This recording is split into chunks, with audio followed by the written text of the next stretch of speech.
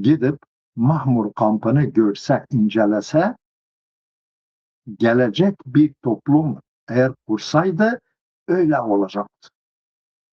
Ha şimdi bu insanlar, yani Hakkari'nin, Şemdinli'nin, Kürdistan'ın sınır boylarının yoksul köylüleri oraya götürüldü.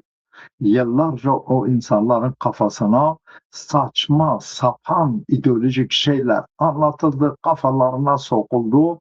Ondan sonra çocukları götürülüp dağlara gönderildi, savaşta imha edildi, iç infazlarda yok edildi.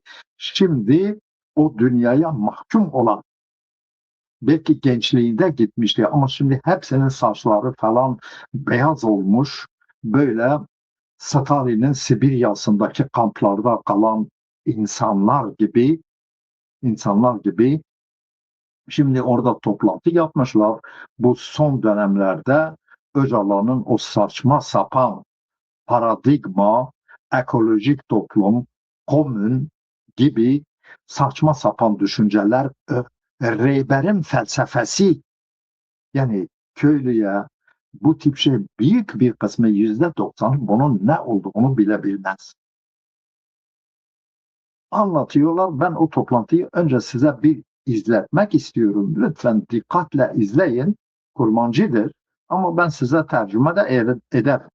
Em dikarin bêjin bi perspektîva rêbertî ya ku taybet piştî pêvajoya aştî û civaka demokratîk girêdayê komîn perspektîva ku rêber apodayî em dikarin bêjin kêm bejî em ji wê re bûne bersiv. Yani rêbertî felsefe xwe guhertin têde çênekiriye.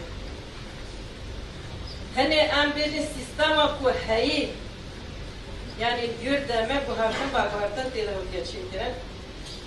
Heta îro kede ku me kirive me davit pêşketinê kirdi nava civaka me de çê bîvit sedemî û felsefeye. Fehmkirina felsefe rêbertî ye. Like malbaşı hene rastlıcı grup yani az ego az ol yani biliyoruz ki vallahi havati vallahi şuna serha yani neyse kortiyoni havati yamru vati yare khastani gelek var. Kim zede kim demek bu herkes başlarına bir böyle ve böyle bu keşmara da hat fastan.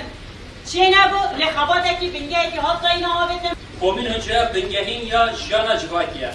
Buri peşniyara havan kiri emsel zeden ki musavali ku beşlardı. Tamam abi. Havali ku beşlar ne abi?